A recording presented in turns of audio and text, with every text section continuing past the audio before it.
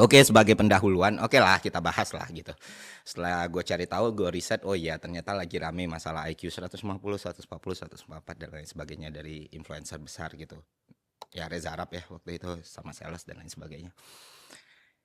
Nah, di sini gue nggak akan ngebahas apakah itu benar atau salah ya, karena kita skeptikal aja gitu. Itu nggak bisa dibuktikan apapun soal kebenaran dan kebohongan yang nggak bisa. Seyakin yakinnya lu itu benar ya nggak bisa. Seyakin yakinnya lu bilang itu salah juga nggak bisa karena tes IQ itu sangat kompleks teman-teman.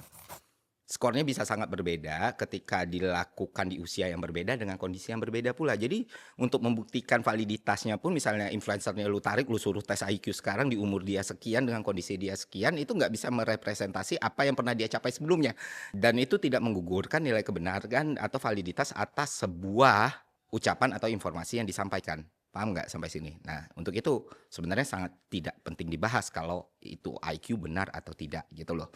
Nggak ada gunanya teman-teman berdebat soal ini. Dan kalau lu mau tahu sebenarnya segitu gampangnya teknologi yang ada sekarang ini untuk mengakomodir semua keinginan lu tinggal tanyanya ChatGPT, ciri-ciri orang ber-IQ tinggi itu keluar semua dan lu cocokin kalau itu memang sepenting itu. Nah, sekarang yang mau gue luruskan adalah ya kayak gue bilang tadi 106 itu bukan rendah dan kalau lu dapat nggak 140, nggak 150, nggak 120 bukan berarti hidup lu berakhir dan bukan berarti kesempatan nggak diperuntukkan untuk lu gitu. Nah gue sendiri apakah gue pernah tes IQ? Ya gue pernah melakukan tes IQ pertama itu umur 6 tahun.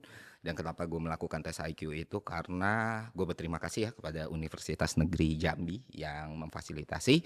Terus gue melakukan instalasi komputer, gue merakit komputer di usia tersebut. Jadi mereka pengen tahu nih anak umur 6 tahun kok udah bisa kayak gitu dan keluarlah skornya. Sudah itu waktu kuliah juga dibilang sama dosen gue kalau lu bisa lulus di sini berarti IQ lu pasti di atas itu kata dia. Pasti ya di atas skor tertentu lah. Yang mana setelah kita cocokkan dengan beberapa orang termasuk istri gue sendiri dia lulusan 81 skor IQ-nya superior SD akselerasi dan ya masuk ke situ. Jadi ya bahan riset yang menarik buat gue dari dulu mengingat bagaimana manusia meningkatkan kecerdasan otaknya karena yang paling penting itu bukan skor IQ-nya Bapak Ibu semua. Yang paling penting adalah bagaimana kita mengoptimalisasi otak kita bekerja dan mendapatkan hasil terbaik dari hal tersebut gitu. Karena balik lagi IQ itu kan potensi ya, raw ya. Artinya potensi bisa besar sekali tapi nggak pernah bisa fulfill the potential. Misalnya lu kayak ngomong pemain bola, gue pernah sempat bilang Hatem Ben Arfa secara potensi dia besar sekali tapi dia nggak pernah menyampai 1/3 dari potensinya. Ujungnya apa? Tetap aja gagal. Nah misalnya katakan potensi lu nggak 1000, potensi lu 100 nih. Tapi lu bisa meraih 100/100, jelas lu lebih baik daripada orang yang punya potensi 1000 tapi cuma bisa meraih 20/1000. That's it. Mengerti kan maksud gue? Nah, sekarang di konten ini gue bakal jelasin apa-apa aja yang